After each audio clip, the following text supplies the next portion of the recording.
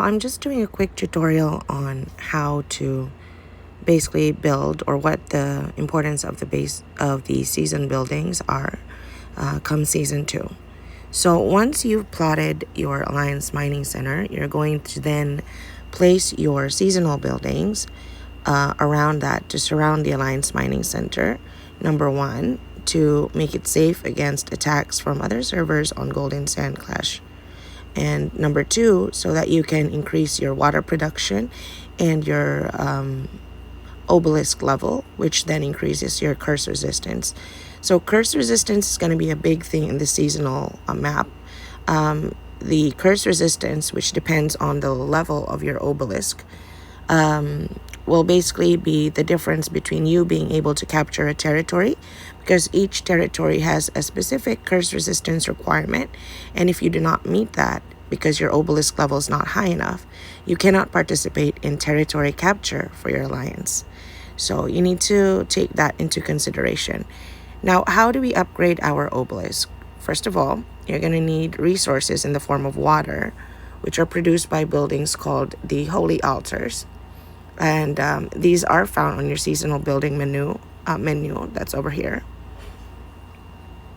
Aside from these resource production buildings, you also have other buildings such as the strategic, the War Fort and the Statue of Carnage, that you will actually get access to troop buffs over for these particular seasonal buildings. Now, going back to the subject of curse resistance, again, to upgrade the obelisk and increase your curse resistance, you're going to need holy water. And to upgrade your holy water, you're going to get obsidian. Obsidian, the biggest source of this is actually from initial capture rewards for territories. But then again, it's closely tied to your curse resistance, which will largely depend on your obelisk. So they are very much connected. So in this season, the seasonal rewards are different from first season, where it's usually dependent on the number of territories or the level of the territories that you capture. For this season, season rewards are mainly based on the Golden Sand rank. So the alliance basically that reaches the highest rank in the Alliance Gold Sands gets the ultimate Titan, Lightbringers, Gold Sand rank 2 to 3, and so on and so forth. You can see that later on. So then the question is, if it's based on Golden Sand rank, how do you actually get Golden Sands? You can see that from this page over here. There are several rules.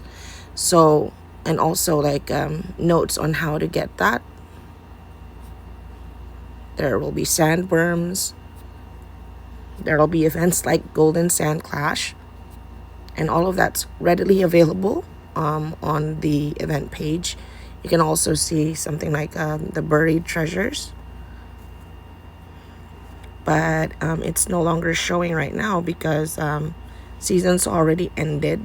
So I'm sorry, I can't really show you an example of that.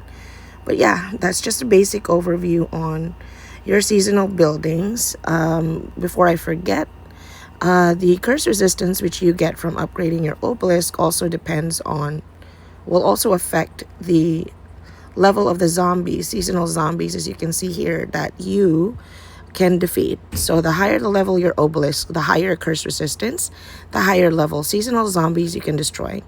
And also, before I forget, you need to make sure that this season your main focus is to launch giant mummy rallies instead of boomer rallies, because that helps your alliance gain more golden sands, which then further helps to increase your rank in the golden sands. So make sure instead of boomers, you're doing giant mummies. And again, as you can see, giant mummies, to kill them, you actually need a certain curse resistance as well. And just with boomers, you'd go from 1 up to the highest level you possibly can. So our main focus is to get curse resistance from the obelisk and upgrade that by upgrading our holy water altars as soon as possible.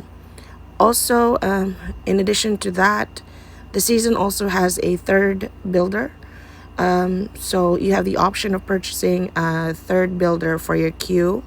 So you have the option to use your third builder to build your seasonal buildings that are in this menu over here. And basically you can purchase that.